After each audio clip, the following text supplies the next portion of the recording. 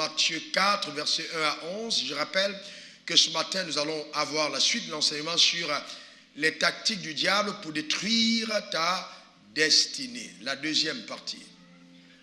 Nous avons tous une destinée en Dieu. Et réussir sa vie consistera donc à avoir atteint les objectifs que Dieu a assignés pour chacun d'entre nous. Et donc, le diable va s'employer de façon résolue, déterminée, stratégique pour amener chacun d'entre nous à sortir du couloir de sa destinée. Sachant que si nous sommes sortis du couloir de notre destinée, nous sommes passés à côté de ce que le ciel avait pour nous. Et que cela ne soit point ta portion. Au nom suprême de Jésus. Regardons ce texte. Je vais lire, suivez attentivement. Je ne vous demande pas de lire, mais simplement écoutez attentivement. Alors Jésus fut amené par l'Esprit dans le désert pour être tenté par le diable. Après avoir jeûné pendant 40 jours et 40 nuits, il eut faim.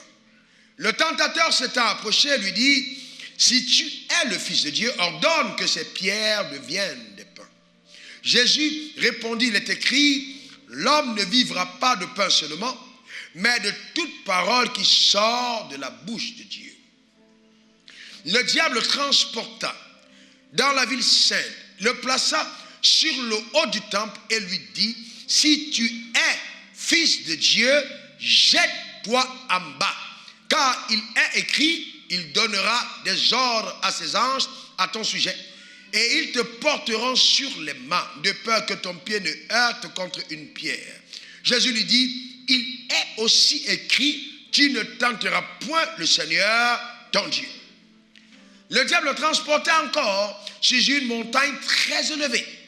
Il lui montra tous les royaumes du monde et leur gloire, et lui dit, « Je te donnerai toutes ces choses si tu te prosternes et m'adores. » Jésus lui dit, « Retire-toi, Satan, car il est écrit, tu adoreras le Seigneur ton Dieu, et tu le serviras lui seul. » Alors, le diable le laissa, et voici, des anges vinrent auprès de Jésus et le servaient. Que Dieu donne à chacun d'entre nous d'arriver à la dimension où nous expérimentons le service des anges. Merci pour ta parole révélée ce matin. Au nom suprême de Jésus. Tu peux t'asseoir dans sa glorieuse présence. Vous voyez, quand Jésus était juste Jésus, c'est-à-dire le fils de Marie et de Joseph, menant sa vie monotone de charpentier, il n'avait aucun problème. Il n'était pas attaqué par le diable, il n'y avait pas de rumeurs à son sujet, il n'y avait pas de calomnie à son sujet, il menait une vie tranquille. Si vous voulez mener une vie tranquille, démissionnez de votre couloir.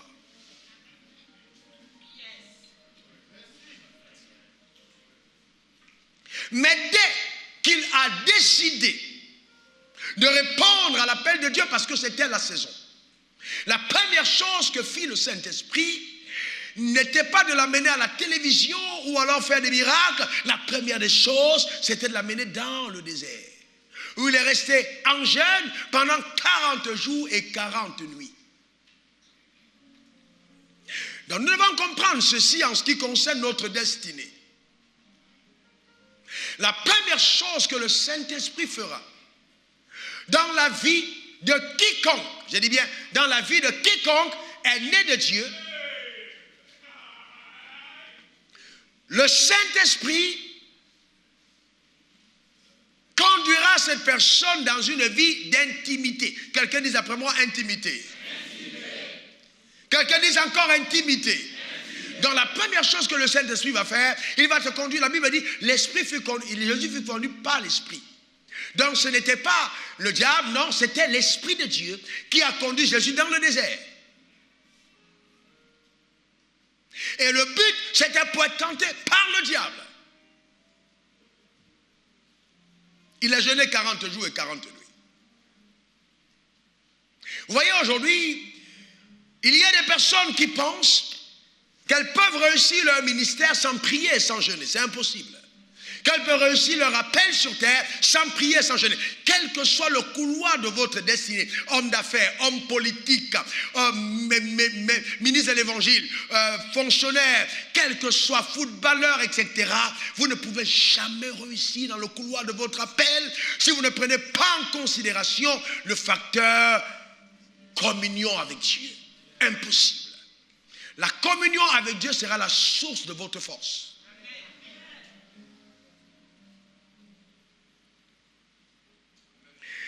Si Jésus qui était 100% homme, 100% Dieu, a eu besoin de jeûner, comment pouvez-vous prétendre que vous allez réussir sans jeûner et sans prier? Impossible. La Bible dit que le serviteur n'est pas au-dessus de son maître. Et tout serviteur accompli sera comme son maître. Ça veut dire que si le maître a jeûné et prié, le serviteur doit copier son maître. Il doit copier son maître. S'il ne copie pas son maître, il est en train de dire, j'ai trouvé un meilleur chemin que celui de mon maître, mais c'est impossible.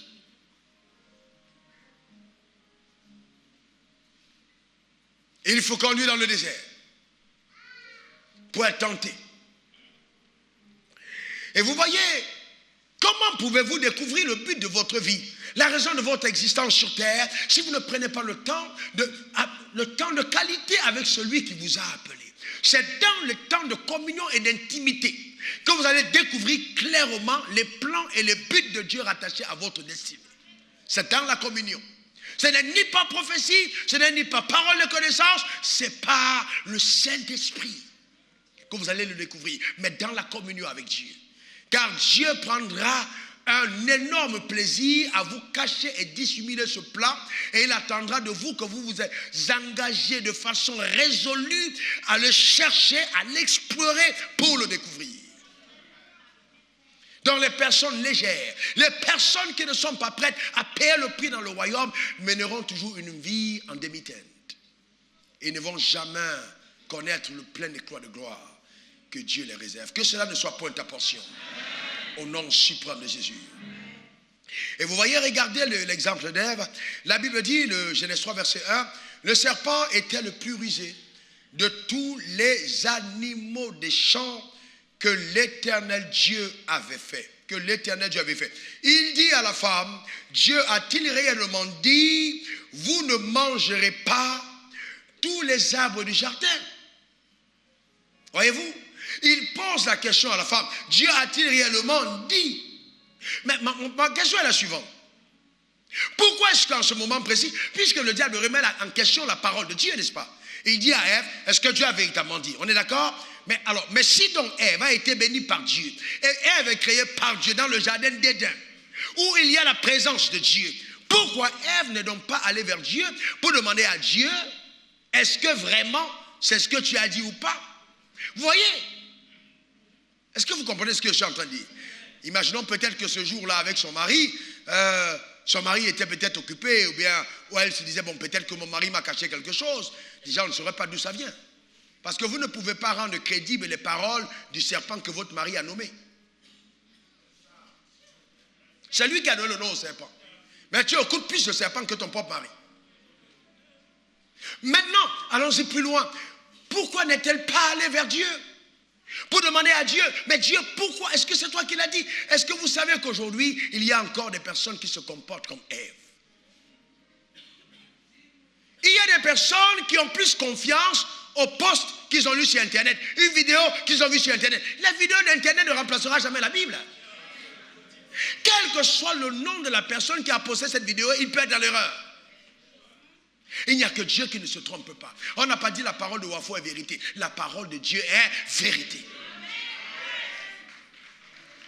Donc aujourd'hui, les gens sont plus sur Facebook, sur Instagram, et puis tout le monde devient enseignant. Et puis vous voyez des gens qui enseignent qui n'ont même pas été enseignés.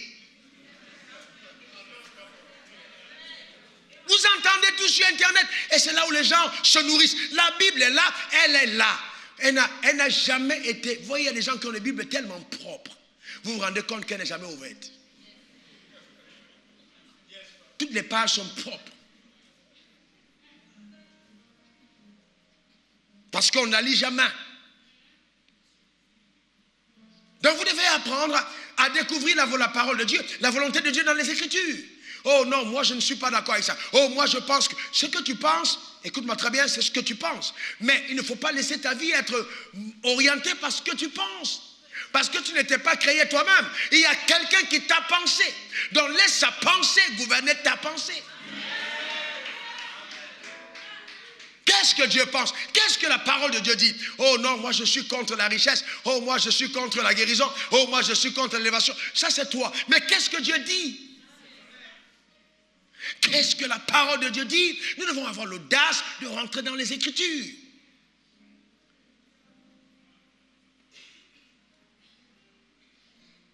Elle prit le fruit et elle mangea. Et la différence avec Jésus, c'est que quand le diable est arrivé, il a dit, si tu es le Fils de Dieu, ordonne que ces cailloux deviennent du pain. Jésus tout de suite est rentré dans la Bible. Si le créateur de l'univers, celui-même qui a la parole, a eu besoin de la parole, a plus fait de raison de toi. Regardez ce qui est écrit dans Matthieu 4, verset 4. Il est écrit, l'homme ne vivra pas de pain seulement. Qu'est-ce que Jésus a dit? Il est écrit. Qu'est-ce que Jésus a dit?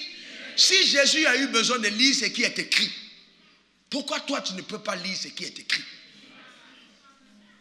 Il a lu ce qui est écrit.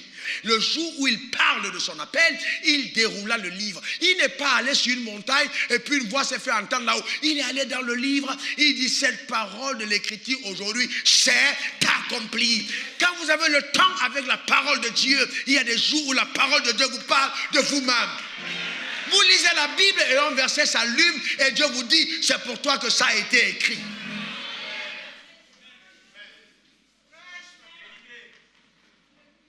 Oh, ça fait longtemps, je ne vois pas. Ça fait longtemps, je ne vois pas. Non, tu peux y avoir parce que tu es en fait aveugle. Je vais te montrer d'où est venu ton problème. Les gens n'aiment pas la parole de Dieu. Ils ne passent pas le temps avec Dieu. Il faut faire attention aux ruses du diable. Les ruses, ce sont les possédés habiles mais déloyaux dont Satan se sert pour atteindre ses desseins pervers de sortir de sa destinée. Il est habile, il est sérieusement habile. Et c'est pour ça qu'il faut faire très attention. Quelle est la dernière fois où tu as entendu Dieu te parler? Quelle est la dernière fois où Dieu t'a dit quelque chose? On a beaucoup de croyants aujourd'hui qui ne savent même pas comment Dieu parle.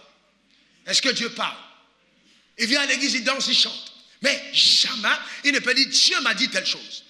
Voyez-vous, vous savez que vous pouvez même lire la Bible sans jamais entendre la Bible vous parler. Parce que quand vous lisez la Bible, vous devez encore être là devant Dieu en disant, Père, je t'en supplie, révèle-moi ta parole. Il m'est arrivé des saisons où quand je lis la Bible, c'est comme un roman. Et je m'arrête, je dis, Papa, je t'en supplie, je n'en comprends rien. Ouvre mon esprit, révèle-moi ta parole, oh mon Père. Je crie à Dieu. Et puis mon intelligence s'ouvre. Et maintenant, quand tu lis la Bible, tu sens, la vie de Dieu se dispose en toi. Mais vous ne pouvez pas faire cette expérience si vous n'êtes pas né de nouveau. Voyez-vous? Et donc ça c'est important. Nous allons apprendre à lire la Bible. Et le diable va tout faire pour t'empêcher. Je dis bien sérieusement t'empêcher de garder ta sensibilité spirituelle. Parce que le vrai piège, c'est au niveau de la sensibilité. Et dans cette génération, on a beaucoup d'opportunités de ne même plus être sensible au Saint-Esprit. Parce qu'à toutes les réunions, vous entendez Dieu m'a dit, Dieu m'a dit, Dieu m'a dit, Dieu m'a dit. Et puis bon, Dieu m'a dit, toi c'est ta femme, Dieu m'a dit ça, ton mari, Dieu m'a dit. Non, attention, la Bible dit dans Romains 8, verset 14, seuls ceux qui sont conduits par l'Esprit de Dieu sont fils de Dieu. Donc il faut que le Saint-Esprit te conduise. Que le Saint-Esprit, quelqu'un me dira, mais pasteur, je ne suis pas pasteur pour que le Saint-Esprit me parle. Non, ce n'est pas vrai. Le Saint-Esprit ne parle pas qu'au pasteur. Ce n'est pas vrai. Jean 10, 27, qu'est-ce qui est écrit? Mes brebis entendent ma voix et je les connais. Il est écrit quoi? Mes brebis entendent ma voix et je les... Qui est brebis de Dieu parmi vous? Amen. Donc, qu'est-ce que Dieu dit? Mes brebis entendent ma voix. Et elles me suivent. Verset 26. 28 plutôt. 28. Je leur donne la vie éternelle et elles ne périront jamais. Et personne ne les ravira de ma main. Donc la garantie ici, Dieu nous dit, vous entendrez ma voix et vous me suivez. Mes brebis entendent ma voix. D'accord? Elles entendent. Maintenant, je vous pose une question. Quels sont ceux parmi vous qui connaissent ma voix? Ah, dites-moi, vous êtes allé à quelle université pour apprendre à décoder la voix du pasteur Wafo? Il y a un cours comment écouter, comment reconnaître la voix de Wafo? Vous avez eu un cours pareil? Tous les cours que vous ferez sur comment reconnaître la voix de Dieu ne vous seront utiles que quand vous allez écouter Dieu. C'est-à-dire, vous allez faire tous ces cours, mais si vous ne prenez pas le temps de lire la Bible, vous ne prenez pas le temps d'adorer, vous ne prenez pas le temps de prier et que Dieu vous parle, vous n'allez jamais savoir de quoi on parle. Jusqu'à ce qu'il vous parle une fois, il vous parle 2 fois, il vous parle 3 fois, il vous parle 4 fois. Et là, les choses vont commencer à changer. Tu seras en train de prendre ta douche, paf, il commence à te parler. Tu te prendras la serviette rapidement, tu cours, tu notes, parce qu'une pépite d'or vient d'être déposée dans ton esprit. Oh, j'aime Dieu, il est tellement agréable. Et quand sa voix commence à résonner dans ton homme intérieur, ta vie commence à prendre de la hauteur. Le parfum, justement, de la distinction commence à se déverser sur toi. À cause de la voix de Dieu. Regardez ce que dit Somme 23, versets 1 à 2. Somme 23, ça c'est le somme préféré, même des païens.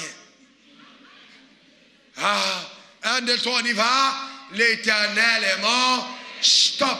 Pour que Dieu soit ton berger, il faut que tu sois une brebis. Ouais, et les gens disent, l'Éternel est mort, berger. Est-ce que Dieu est capable de te conduire là où tu pars? Amen. Donc, pour que la suite soit évidente, je ne manquerai de rien, il faut que la première partie soit vérifiée. Donc, pourquoi certains croyants manquent de tout? C'est parce que Dieu ne les conduit pas. S'il n'est pas le berger, tu manqueras de tout.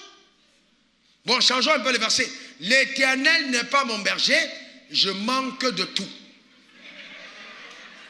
En fait, c'est ça le verset aussi. D'accord? Ça veut dire que s'il est ton berger, tu ne manques de rien.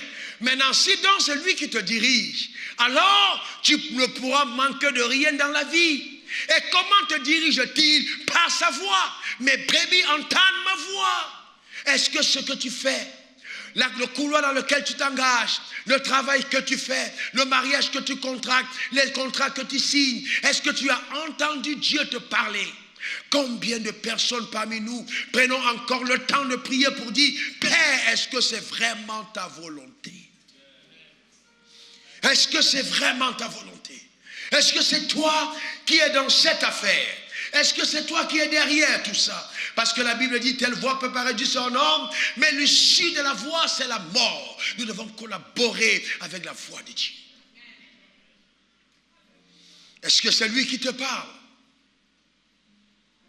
Ne soyons pas des personnes tellement pressées que nous ne voulons même plus écouter la voix de Dieu. Et vous voyez, alors le diable va s'engager. Voici ce qu'il fait. Premièrement, il va être très subtil et il va faire 5 choses dans ta vie qui vont totalement te sortir de ta destinée. Premièrement, il t'empêche d'avoir une vie de prière. Il va détruire ta vie de prière. Donc quand ta vie de prière est inexistante, alors c'est un très mauvais signal. Très très mauvais signal. Tu n'es plus loin du déraillement. Tu n'es plus loin. Quand la vie de prière a cessé. Ensuite, il va t'empêcher coûte que vaille de souvent jeûner. Il y a beaucoup de croyants qui ne jeûnent plus. Jeûner est quelque chose d'extrêmement important en tant que croyant. Donc le diable va s'activer à t'empêcher de jeûner. La Bible dit lorsque vous jeûnez. Donc le diable ne veut pas qu'on jeûne, mais Dieu veut qu'on jeûne. Oh, lève ta main, dis Seigneur, merci, car je m'engage à jeûner souvent. Alléluia. Donc c'est important. Il va maintenant t'empêcher d'avoir la communion avec les Écritures. La parole de Dieu. La communion avec les Écritures. Est-ce que vous savez qu'il y a une onction de la parole? La parole a son onction.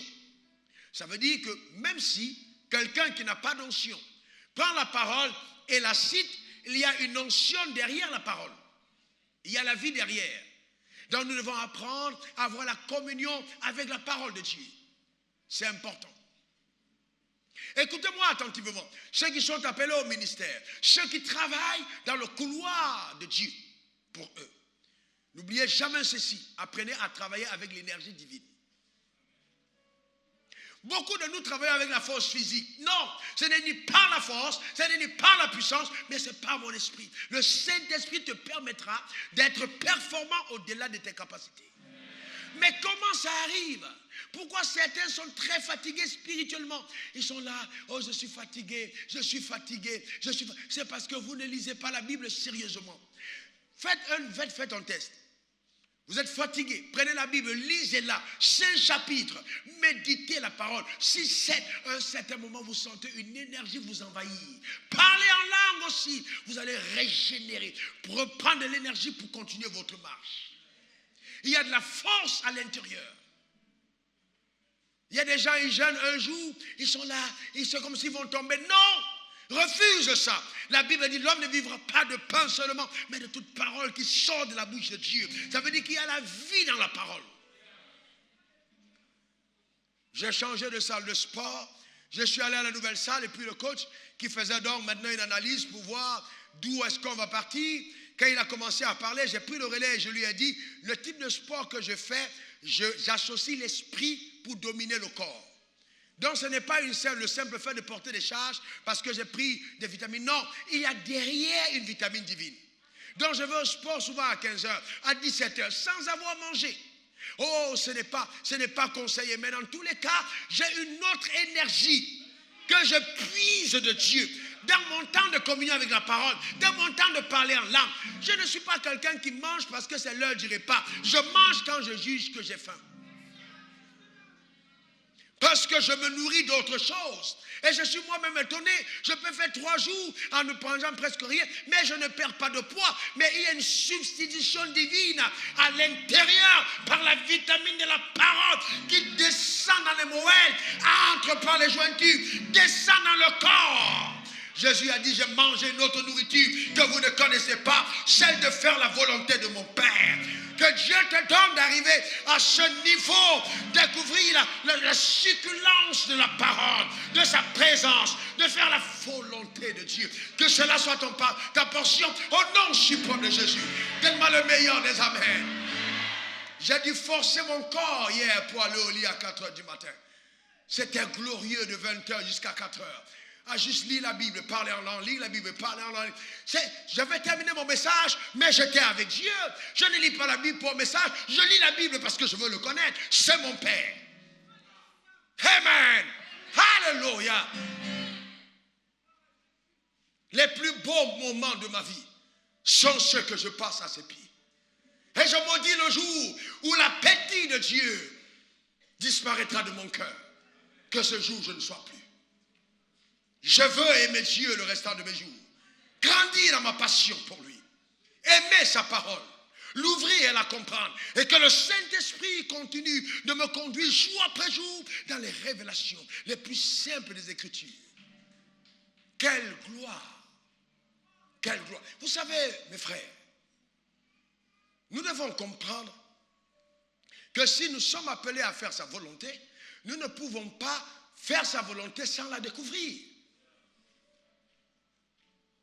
Vous ne pouvez pas, même pour cette réunion, il faut comprendre Dieu, qu'est-ce que tu veux faire, qu'est-ce que tu veux dire, qu'est-ce que tu veux que je dise, comment est-ce qu'on va le faire, qui va intervenir, qu'est-ce qu'il faut changer. C'est constamment en train de chercher la volonté de Dieu, pas du fait de copier-coller. Vous êtes pasteur d'un ministère, vous voulez que Dieu bénisse le ministère, vous voyez les programmes de mercredi, oh oui, c'est l'univers du possible. Et puis maintenant tu dis, ok, je vais faire aussi un programme de mercredi, je vais appeler l'univers où tout est possible. Mais est-ce que Dieu t'a parlé? Est-ce que c'est le plan de Dieu pour ton église? L'église qu'il bâtit, qu'il t'a confiée en tant que pasteur. Son église à lui. Il dit, je bâtirai mon église. C'est son église. Pourquoi ne pas aller demander à celui qui est propriétaire de l'église ce que tu veux qu'il fasse, ce qu'il veut que tu fasses? S'il t'a appelé, si tu es son ouvrage, comment l'ouvrage peut-elle se permettre de faire des choses sans avoir écouté le maître? Celui qui bâtit sans Dieu bâtit en vain. C'est pourquoi certaines personnes ne sont pas heureuses. Ils bâtissent, mais ils n'ont pas la joie. Il a dit tu bâtis en vain, ça veut dire que tu vas bâtir. La maison va grandir, on la verra pousser. Mais c'est en vain parce que Dieu ne va pas récompenser cet ouvrage. Il y a beaucoup de personnes qui ne sont pas conscients de cela. Et après, qu'est-ce qu'il va faire d'autre? Il va t'amener maintenant à faire cesser l'offrande. Il y a des personnes, vous les voyez engagés, ils viennent à l'église, mais ils ne donnent plus la portion d'alliance, ils ne donnent plus les offrandes. Et ils commencent là maintenant à réfléchir, est-ce que la dîme est encore biblique? Est-ce que c'est le biblique? Quand vous commencez à arriver sur ce palier, vous avez déjà glissé longtemps. En fait, apporter notre portion d'alliance est un signe visible de notre bonne santé spirituelle. Les gens qui ne le font pas sont déjà en train de dérailler par rapport à leur destinée. Daniel 9, verset 27, la Bible dit, il fera cesser le sacrifice et l'offrande. Quand vous n'arrivez plus à sacrifier et à donner à Dieu, vous êtes mal portant, spirituellement parlant. Quand il y a de la joie à donner, quand vous perdez la joie de donner, alors vous devez crier à Dieu, restaure ma joie de donner. Aujourd'hui, on a des gens qui font trop de calculs. Calcul avec Dieu, calcul à gauche, calcul à droite. Laissez le flot de la vie de Dieu, un flot divin qui coule en vous conduire. Et si vous dites donnez, donnez, parce qu'il sait ce qu'il y a de meilleur pour vous. Et après, il vous amène à la rébellion à l'autorité. C'est le 5e palier. Et à ce palier-là, si vous ne faites pas attention, vous entrez dans la sorcellerie. Je suis sérieux. Il y a des gens dans le ministère qui sont devenus sorciers. J'ai eu des collaborateurs sorciers. Et je n'ai, vous voyez, vous priez, vous dites, mais qu'est-ce qui se passe? Mais la personne est dans la sorcellerie parce qu'à un certain moment, tu arrives à la rébellion à l'autorité.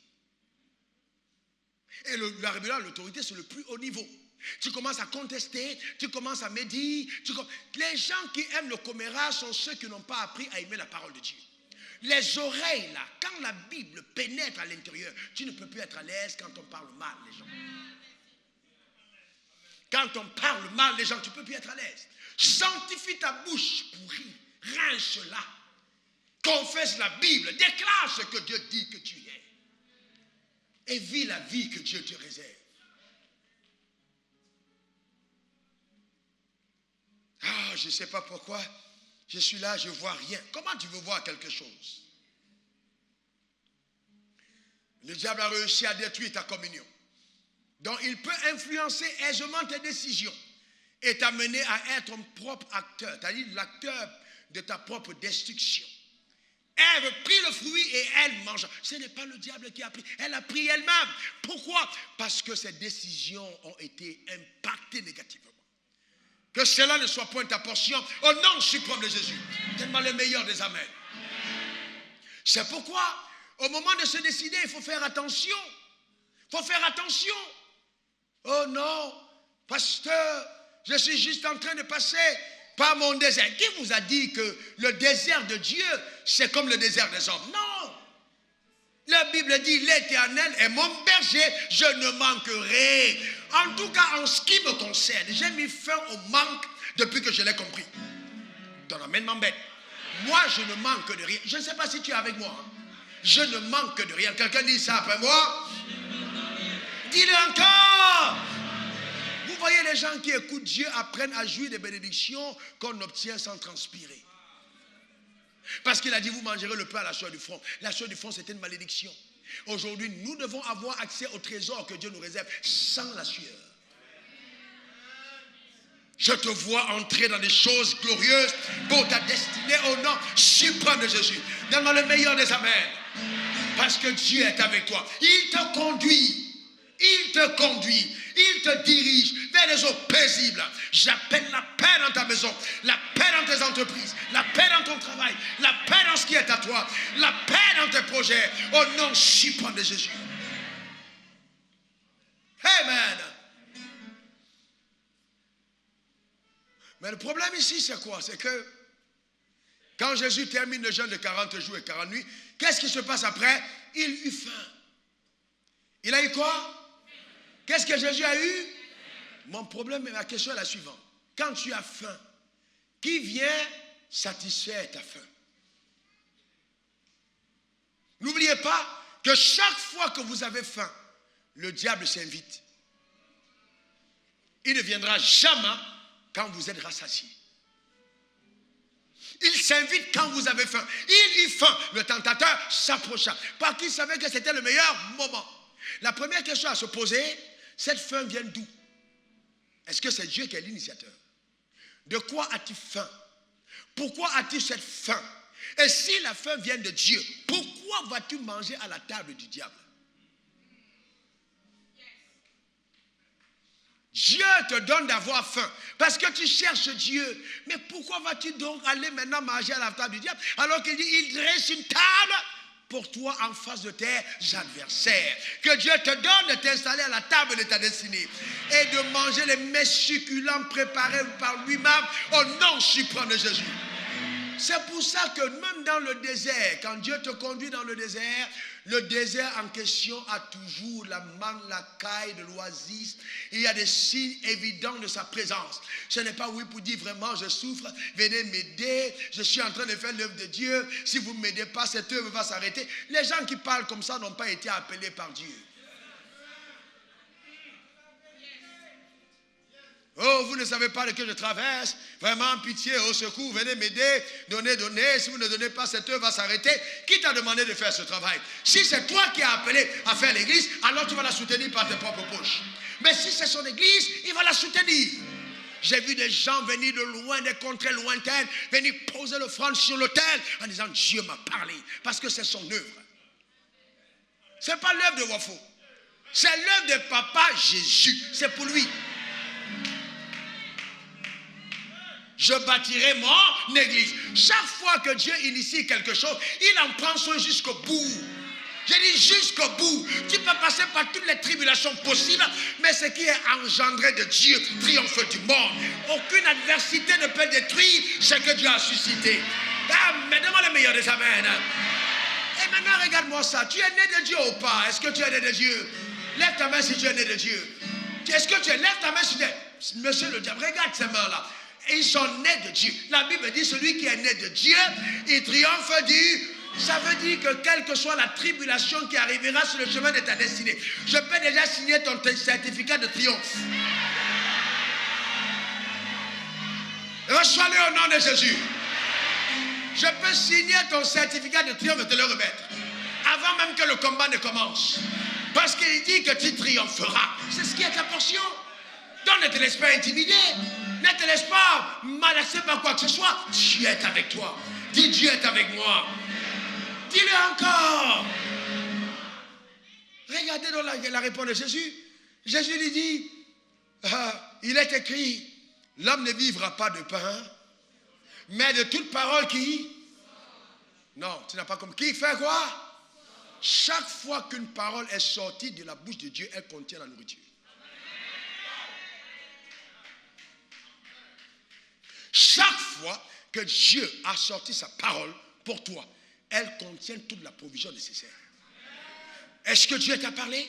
Est-ce que sa bouche a dit quelque chose? Est-ce que Dieu t'a dit comment ses affaires? Est-ce que Dieu t'a dit? Est-ce que Dieu t'a dit fais ce ministère? Est-ce que Dieu t'a dit? Est-ce que Dieu t'a dit jouer au football? Est-ce que Dieu t'a dit? Chaque fois que la parole est sortie de sa bouche, la provision est contenue dans sa parole.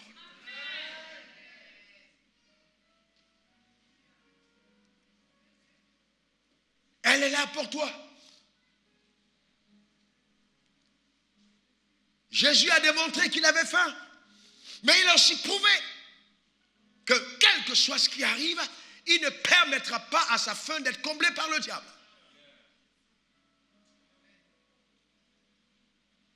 De quoi as-tu faim? De promotion, de travail, de richesse, de puissance, de salut de tes enfants. De quoi as-tu faim? De la gloire, du mariage. De quoi as-tu faim? Voilà les faim que certains enfants de Dieu ont. Mais regardez ce que la Bible dit. 2 Corinthiens 9, versets 8 à 9. Regardez ce que dit la Bible. 2 Corinthiens 9, 8 à 9. Et Dieu peut vous... Qu'est-ce que la Bible dit? Regardez tous Élisée à haute voix. Et Dieu peut... De quoi?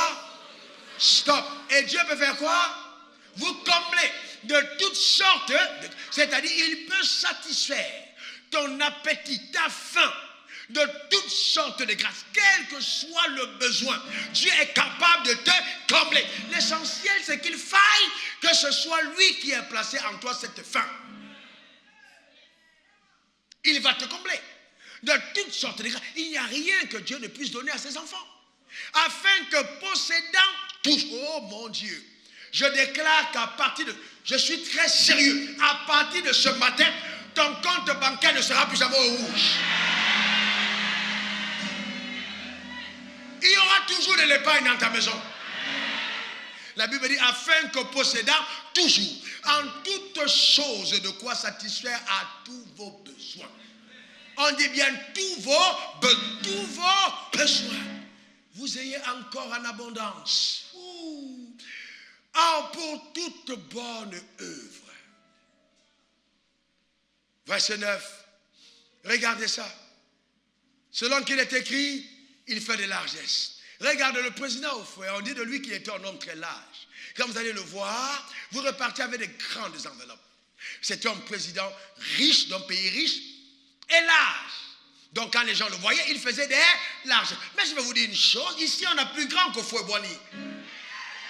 On a celui qui tient la richesse du monde entre ses mains. La Bible dit il fait des largesses. Il n'y a personne qui rencontre Dieu sans être victime positive des largesses de Dieu. Ah, reçois ces largesses au nom puissant de Jésus. Il fait des largesses. C'est-à-dire, quand tu as faim, il satisfait ta faim au-delà de ce que tu imagines. Parce qu'il fait des largesses. Amen. Il a donné aux indigents. Il est large. Il est large. Sa justice subsiste à jamais. Il est large. Notre Dieu fait des largesses. Alléluia. Quelqu'un dit un bon amen. Il fait des largesses. Je vois le ciel s'ouvrir sur la vie de quelqu'un ce matin. Je vois Dieu t'accorder des choses que tu n'avais pas imaginé posséder. Il fait des largesses.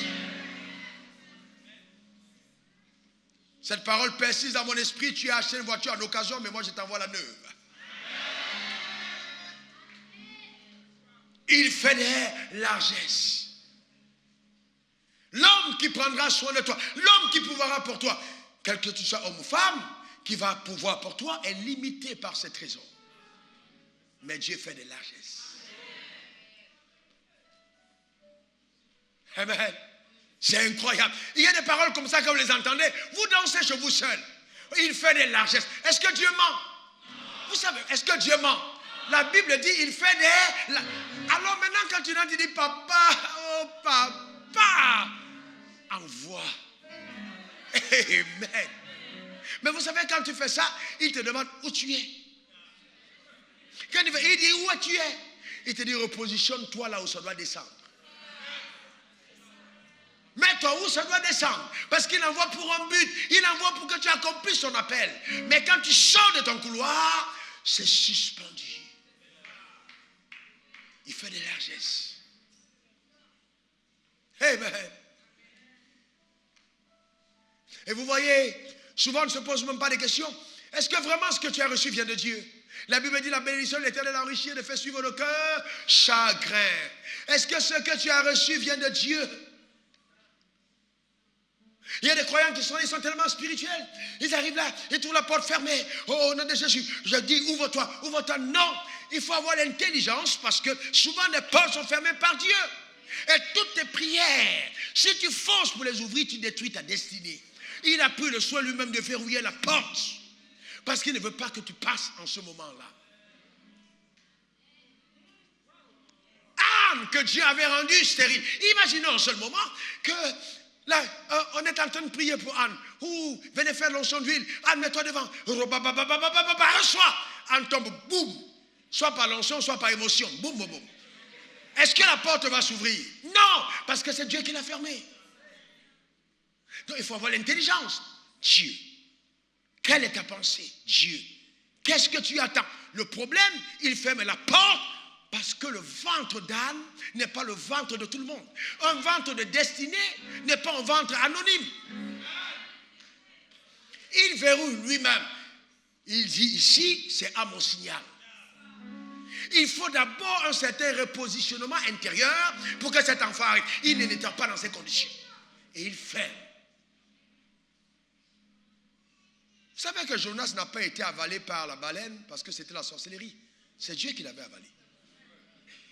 Souvent, on passe par certains traumatismes, on a l'impression que ce n'est pas le diable, c'est Dieu lui-même. Il a envoyé la baleine. La preuve, quand il est en train de vendre la baleine, normalement, après 1 heure, il serait mort. Il a fait 3 jours sans mourir. Au restreint. Dedans. Dans un vent, boum, boum, boum, boum, boum. Il appelle la mort ne vient pas. Il dit, en fait, Jonas, là, je vais te montrer que je suis ton père. Je suis ton concepteur, j'ai un plan pour toi. Tu iras à Ninive, tu iras faire ce que je t'ai demandé. Et puis à l'intérieur, il commence à prier, je dis, Dieu, maintenant, je te fais un vœu. Il dit, hé, baleine, prends le côte vers le nord, épouse de l'autre côté. La baleine, je la sors. On dit, maintenant, tu es sur le territoire, on va faire ce que je t'ai demandé. Et il y a des gens parmi vous, à cause de ce que Dieu vous aime, il ne permettra pas, même si vous le voulez, que vous sortez du plan. Tu vas prier pour dire, je ne veux pas, il dit, non, toi, tu es condamné. Pasteur Wafo a prophétisé sur toi, je ne veux pas de... Il a dit que tu vas accomplir ton appel. Je vais accomplir. Tu vas aller jusqu'au bout, que tu le veuilles ou pas. Parce que quelqu'un a prophétisé sur ta vie, tu iras jusqu'au bout. Tu dis non, Dieu, je ne veux pas. Il dit, ma loi dit qu'il te soit fait selon ta foi. Et donc ta foi ne veut pas. Mais la foi de Wafo est plus grande que la tienne. Il a dit que tu vas aller au bout. Donc je vais prendre sa parole et je vais te pourchasser avec. Je déclare sur ta vie, quel que soit l'endroit où tu es, personne ne te sortira du couloir de ta destinée. Tu accompliras ce que Dieu t'a appelé.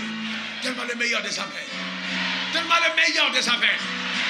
Même s'il faille que tu te balades dans la rue en secouant la tête de l'ivresse de sa présence, tu diras, je ne veux pas mourir sans avoir accompli son appel. Je ne suis pas de ceux qui se baladent comme des touristes sur la terre. J'ai un appel sur ma vie. Alléluia. Tu seras en train de jouer au ballon avec les autres, et puis tu fais un amorti, après tu entends rindo, chakalabori, yakataba, et tu sors. On dit, mais qu'est-ce qui le prend? Dieu t'a appelé. Dieu t'a appelé. Dieu travaille. Tout le monde est en train de s'amuser. Mais tu ne peux pas. Dieu sait que tu ne peux pas. Tu n'es pas. Il y a quelque chose qui se passe parce que la main de Dieu est sur toi. Les autres enfants sont tués, mais toi, on ne peut pas te tuer.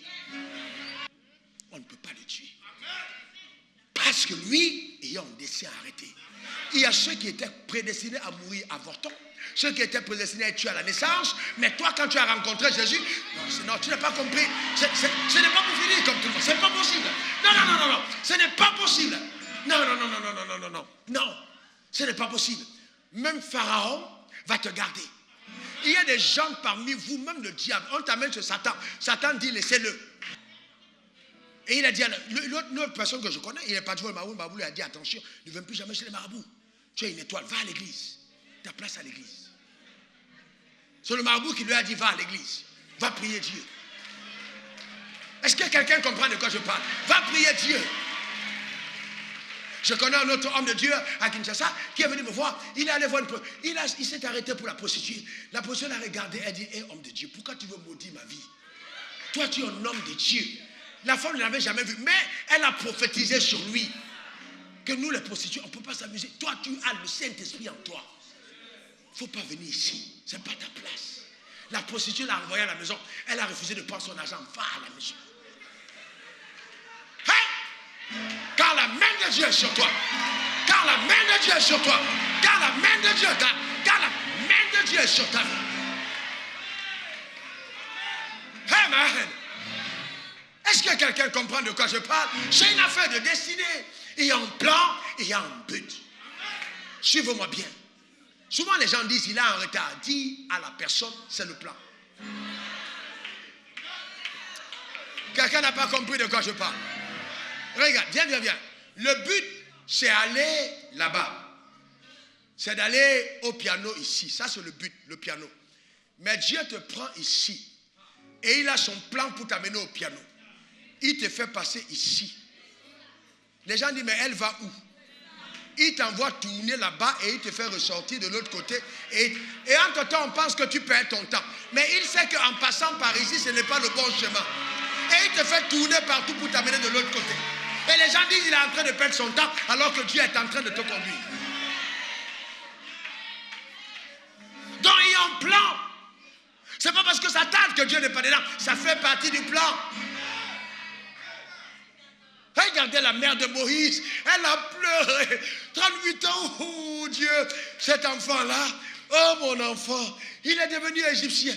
Ouh. Elle a 40 ans plus tard. L'horloge du ciel se met à sonner. La cloche divine. L'horloge de Dieu commence à sonner 40 ans plus tard. C'est l'heure. C'est l'heure maintenant. C'est l'heure pour Moïse. C'est l'heure.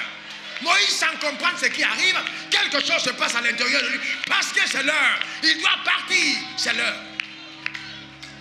Imaginez la position de la fille qui devait épouser Moïse. Moïse devait se marier. Les jeunes filles attendaient. C'est lui qui sera mon prince charmant. Moïse prend la direction du désert. On dit il est fou. Quel est cet homme-là? Regardez toute la gloire. Mais ça fait partie du plan. 40 ans absent. Personne ne parle de lui. Il est certainement mort dans un ouragan du désert. Il est mort dans une tempête. 40 ans plus tard, le plan se remet encore en marche. Moïse rentre dans la même maison. Et Moïse réapparaît.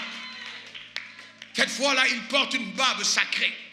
Il porte un regard perçant. Il est habillé de la gloire de Dieu. Au mépris des vêtements royaux. Il entre maintenant avec son bâton à la main. La connaissance de celui qui l'a conçu. Il affronte maintenant Pharaon, qui est le gars le plus puissant. Parce qu'il est soutenu par le Dieu le plus puissant. Est-ce que quelqu'un comprend de quoi je parle? Je vois quelqu'un ce matin repositionné de façon spectaculaire dans un territoire où on a dit que tu ne peux pas percer. Je te ramène par sa puissance. Au nom suprême de Jésus. Donne-moi le meilleur de tes amens. Alléluia. Tu n'es pas venu sur la terre accompagner les autres. C'est pas possible. Ce n'est pas ta portion. Ce n'est pas ton partage. Ce n'est pas ton héritage. Tu ne ressembles pas aux autres. Dis je ne ressemble pas aux autres. Dis-le encore. Et vous voyez, quand vous avez compris comment ça marche, vous faites attention.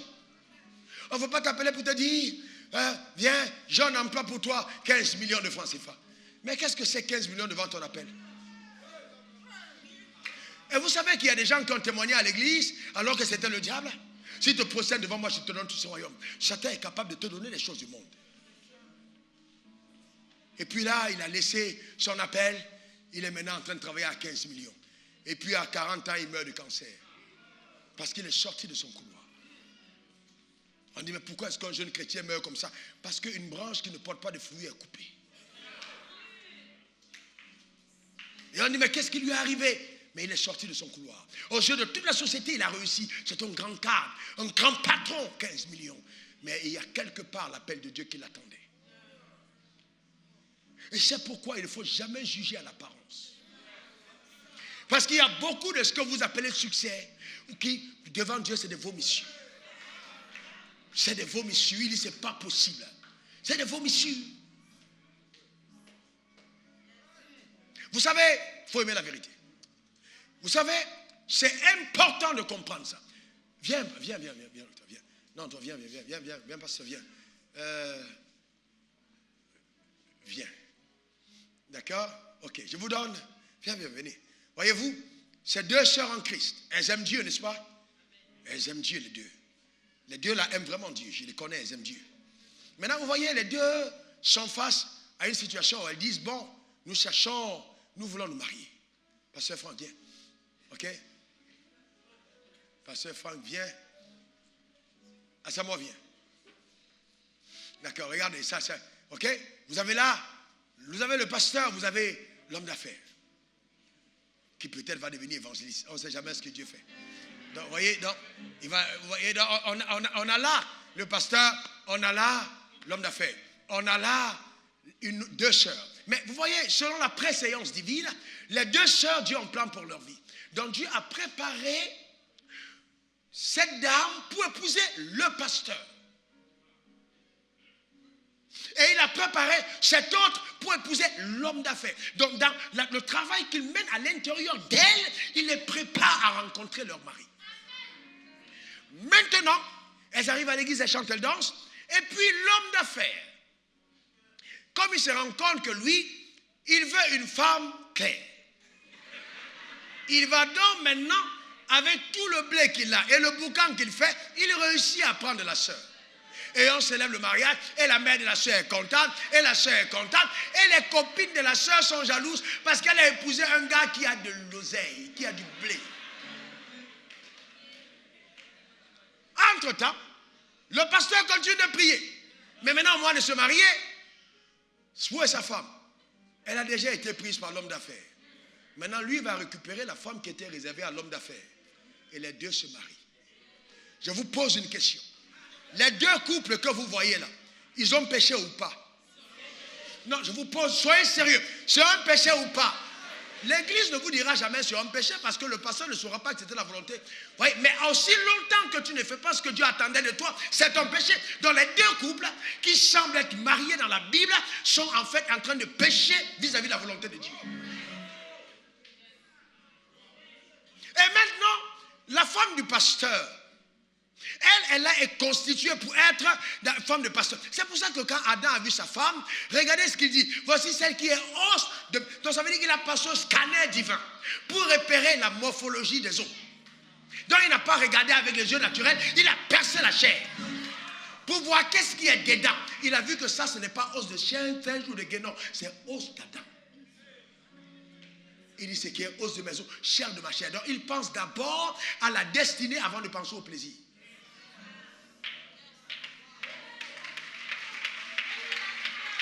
Maintenant, les couples vivent ensemble, et sauf que elle est constituée pour être femme de pasteur. Lui, il est homme d'affaires. À un certain moment, il y a problème. Maintenant, lui, il est allé épouser une femme d'homme d'affaires. Quand il commence à demander les goûtis, les écailles, tout ce que les femmes d'hommes d'affaires peuvent demander, lui, le pasteur qui est supposé dans la prière, la femme va le tirer maintenant vers certaines choses qui ne sont pas son couloir. Et il va commencer à avoir des crises. Parce que la Bible dit tout ce que Dieu, quand la bénédiction de l'Éternel enrichit et ne fait suivre le cœur chagrin. Mais là, ils sont chagrinés. Ils dorment dans le même lit, mais ils regrettent. Ça ne marche jamais bien. Dieu dit, il donne toutes choses afin que nous en jouissons. Mais il ne juge pas du mariage. Il n'en juge pas. Palabre sur palabre. Mais qu'est-ce qui se passe? Oh, on va faire délivrance. Ce n'est pas une question de délivrance. Il y a un mal fonctionnement. Il y a des choses qui ne vont pas ensemble. Et là, maintenant, le ministère pastoral est obligé d'invoquer la miséricorde pour pouvoir reprogrammer l'intelligence et essayer maintenant d'amener celle qui était amenée à être femme de pasteur à devenir femme d'homme d'affaires. Imaginez ce que va se passer. Faites attention, jeunes gens. Je connais un homme de Dieu ou un de chez moi qui a quitté le ministère à cause de sa femme. Sa femme lui a dit, tu fais le choix. Soit c'est moi, soit c'est ton appel. Je ne veux plus que tu sois pasteur. Les affaires d'aller à l'étranger, je ne veux pas. On va rester ici en Amérique, pas de question de voyager. Le gars est rentré en Amérique. C'était un puissant homme de Dieu. Et ça a fait un séisme. Un choc sérieux. Il avait le choix. La femme m'a dit, si tu continues, je pars. Pourquoi? Souvent, on est marié à la mauvaise femme. Pas qu'elle soit mauvaise, mais elle est mauvaise pour nous, alors qu'elle serait bonne pour lui. Donc si vous prenez et vous remettez des choses comme ça, je n'ai pas dit de faire des divorces, d'accord? Vous remettez comme ça, les choses marchent. Parce qu'ils sont conçus pour être ensemble. Donc quand on dit jeûne, elle peut jeûner. C'est une affaire qu'il n'y a pas de grand problème. Mais les pasteurs ne sont, les femmes des hommes d'affaires ne sont pas amenées à faire de longs jeûnes. Donc elles doivent analyser les contrats, voir comment conseiller. Mais tu prends une femme de pasteur qui va te dire, bon, en tout cas, dans Jérémie 31, elle ne comprend rien au business. Elle ne peut pas t'aider. Parce que ce n'est pas ton profil. Maintenant, voyez-vous, et c'est ça le problème. Mais que dirons-nous donc maintenant si on doit penser à la postérité? Et que derrière eux, il y a quelqu'un qui devait venir. Et il y a un désordre pareil. Comment Dieu fait avec les enfants qui devaient venir? Et c'est pourquoi l'église est devenue si faible. Parce que les gens ne pensent plus au plan de Dieu. Mais ils pensent juste à leur propre plan.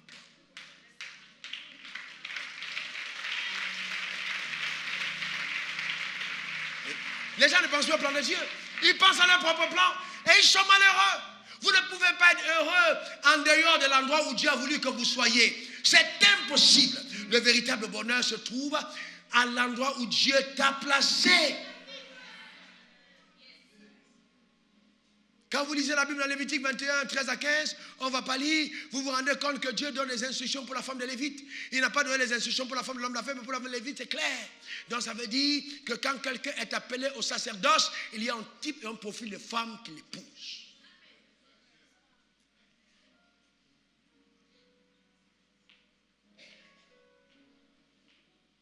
Maintenant, je ne sais pas. Regarde ta femme. Allez-y à vos places. Je n'ai rien dit, mais regarde ta femme.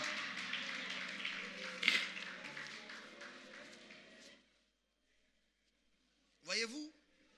Et c'est là le problème. Et donc, quand on arrive à cette dimension, il y a donc une importance, c'est important. Parce qu'il faut bien que j'aide certaines personnes. Quand vous découvrez qu'il y a ces manquements, vous devez donc vous investir. Vraiment résolument à les combler dans la prière. Et ça va vous demander de vous investir.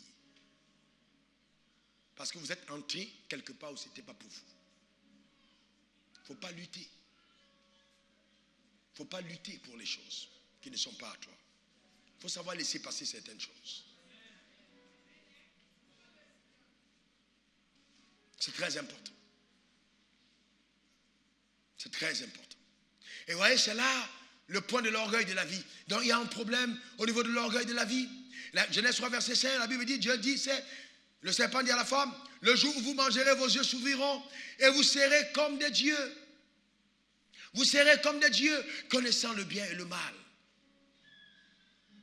Matthieu 4, 5 à 7.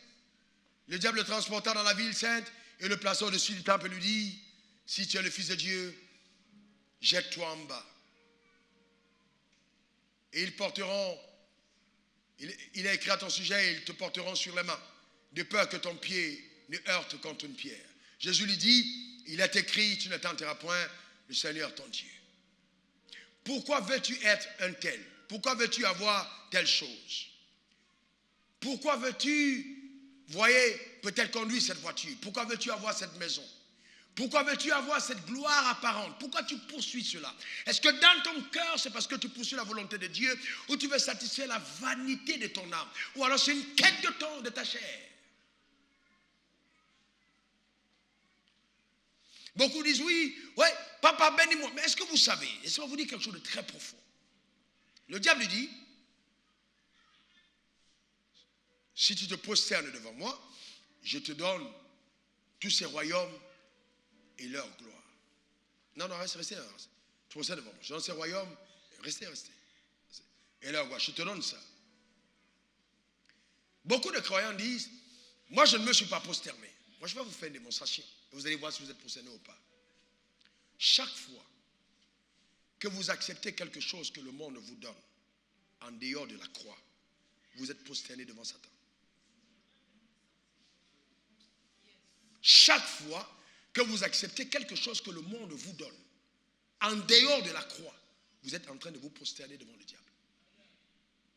Et même souvent, Dieu va t'amener à des élévations, à des niveaux élevés de la société. Et il va attendre de toi que tu continues de l'honorer. Et quand tu refuses de l'honorer, tu te prosternes devant Satan.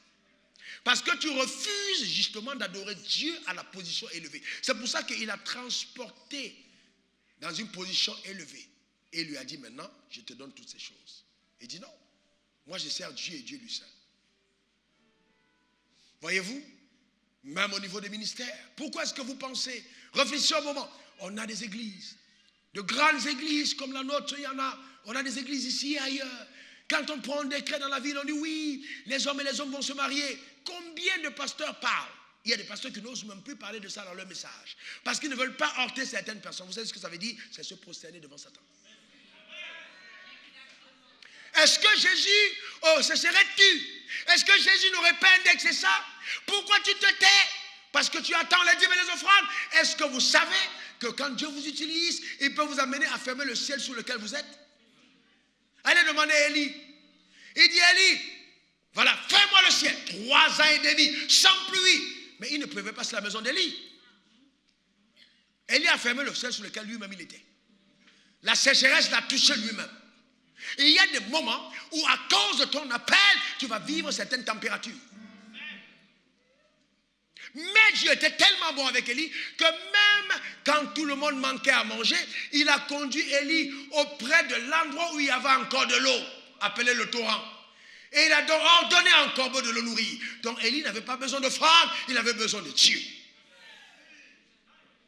C'est ça le problème. On a des hommes qui, les hommes disent, oui, vraiment, si vous ne faites pas ci, on va plus. Non, je prends soin de moi. Dis-le encore.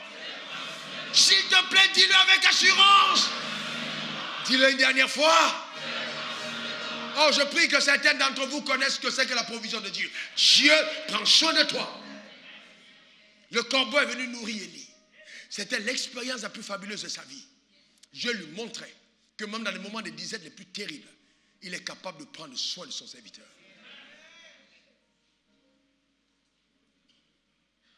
Oh, il a volé ma brebis. Oh, il a volé. Ta brebis, depuis quand? Et c'est la raison pour laquelle, vous voyez, les gens, ils ont des ministères fades. La parole, c'est mon église. Oh, ma femme et moi, on se battu pour construire cette église. Battu? Moi, ça fait longtemps que je ne me bats pas pour l'œuvre de Dieu. Je coule. Je me bats, je coule dans la grâce. Sans transpirer. Ce n'est pas une affaire de se battre. Non. Sans transpirer. Je ne connais pas le manque. Sans transpirer. Pourquoi? Parce que j'ai compris comment avoir accès aux richesses par la croix. La croix m'enseigne les principes. La croix me montre comment mettre les codes d'accès au trésor. Donc, je passe par eux et le ciel me donne ce que je dois avoir. Je ne serai jamais pauvre. Je ne sais pas si ça te concerne. Quand je parlais, l'ange a agi pour moi. Je ne serai jamais pauvre. J'ai dit quand je parle, c'est pour moi que l'ange agit. Donc si tu détestes, c'est ton problème. Je ne serai jamais pauvre. Je pourvois à tous mes besoins. Je suis pris en charge par le ciel. Même quand le ciel est fermé, ma provision ne fait jamais défaut. Parce que je marche avec Dieu. Alléluia. Amen. C'est le genre de vie que Dieu veut que tu mènes. Une vie agréable. Une vie succulente. Une vie abandonnée entre ses mains pour faire sa volonté. C'est ce que Dieu attend de toi. Mais il faut revenir à sa volonté parfaite. Ah ouais. Dans la vie, n'oubliez jamais ceci, tout vous est permis, mais tout ne vous est pas utile. Il faut vous débarrasser de tout ce qui ne vous est pas utile. Si vous vous embarrassez des choses pas utiles, vous alludissez vos pas. Il faut apprendre à se séparer des choses pas utiles. Tout est permis, mais tout n'est pas utile. Tout est permis, mais tout n'édifie pas. Est-ce que c'est utile pour toi d'avoir une coiffure par jour? Est-ce que c'est utile pour toi d'avoir un sac par semaine? Est-ce que c'est utile pour toi? Est-ce que c'est utile? 3 points de suspension, toi-même tu remplis. Est-ce que c'est utile? Est-ce que ça édifie? Oh, je vais te parler. Oh, je vais t'affairer. Oh, très bien, ok. Est-ce que ça va m'édifier? Non, arrête donc. Ne me parle pas de choses qui ne m'édifient pas. Tout est permis, mais tout n'édifie pas. Est-ce que c'est utile?